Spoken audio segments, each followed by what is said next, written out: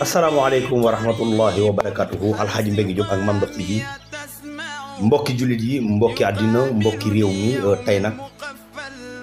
dañoo ñëw di wax inna lillahi wa inna ilayhi rajiun ndax tiis wi nga xamante ni moo xew fii tey ci commune de Tivaouane ban côté la mooy ci wetu Ndiassane boo ñëwee ba ci angalu Ndiassane bi rek nga jàdd à droite boo jéggee raay bi tuuti rek liñ doon waxtaani fan yi yëpp foofu la amee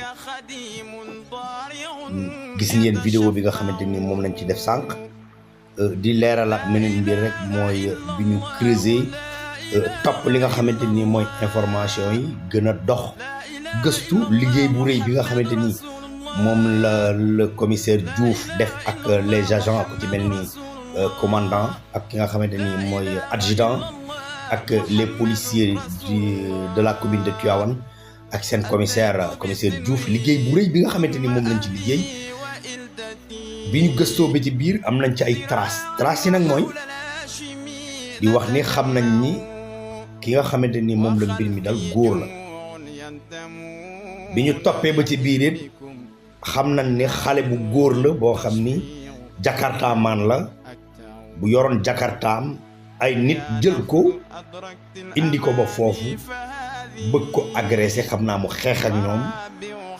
ñu assommé ko jël birig dóor ko ray ko ba pare taal ko li waral nag ñu am information yi mooy biñ ko gëstu ba ci biir ak liggéey bu rafet bi ci la police bu Tivaouane def ak seen commissaire Diouf mooy gëstu nañ ba am ci ay éléments yoo xamante ni dàll yi xale bi soloon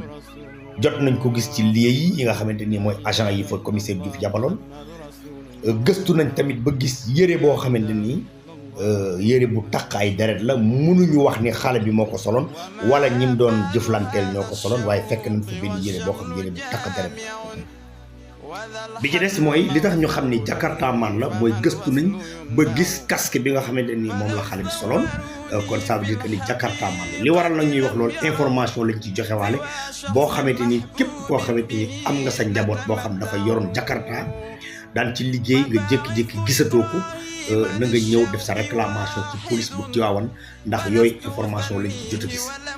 waaye nag ñuy wax ni rek am na ci loo xamante ni dafa ñaaw te rafetluwul sax ci di ko wane wala rafetluwul sax ci di ko wax waaye nag dafa fekk ni am na liggéey boo xam boo koy rek bi nga war a wax mbir yi ni mu demee pour le moment identifié wuñu ba xam ni diw la identifié nañ daal ba xam ni góor la identifié nañ ba xam ni jakarta man la waaye ni ñu ko rayee ray bu ñaaw la ndax wax dëgg yàlla yonent bi bu njëkk nit ñi amuñu woon sax fitu gis deret waaye léegi nit ñi dañ lay rey ba pare taal la surtout ci côté boobu nga xamante ni moo jëm ci côté Mbodiène topp ci côté dëkk yooyu nga xamante ni moo jëm ci côté Ndiassane ay wera côté yooyu bis bu ne waa environnement ba kaas nañu tey wax ni ñaan nañu ñu may yokk seen sécurité ñaan nañu ñu yokk seen li nga xamante ni mooy taxawaay bi foofu ndax loolu mu ngi bëgg a répété wu lu bari li ko waral mooy ñoom wax nañ ni kër yu bari yi ñuy jënd foofu ba pare miire ko ba pare bàyyi ko foofu loolu waral insécurité bi ëpp foofu vraiment jëfin bi ñaaw na am na ci loo xam kenn mënu ko wane kenn mën la wane doomu aadama ku ko mën a def noonu mënoo xam naka lañ ko mën a expliquer waaye daal mu gudd mu gàtt mooy yooyu mooy information yi nga xamante ni moom lañ ci gis mooy information yi nga xamante ni moom lañ ci xam mooy information yi nga xamante ni moo jot a génne insha allahu rabbi bu yeneen information yi ñëwee dinañ fexe ba dinañ ci contacter ñi nga xamante ni ñooy def liggéey boobu muy la police de Tivaouane ak le commissaire Diouf lu ci gën a leer rek dina lañ ko wax waaye daal li gën a am importance ci waxtaan wi mooy ñu wax leen ni leen képp ko am doom yoo xamante ni dafa yoroon jakarta di liggéey te gisatoo ko ñu ngi lay ñaan nga ñëw la police de Tivaouane nga réclamer ko bu ko defee ñu xool ñu wan la bagage yi nga xamante ni moom la ñu identifié ci fii drame bi amee nga xool ba xam est-ce que sa njaboot la wala sa njaboot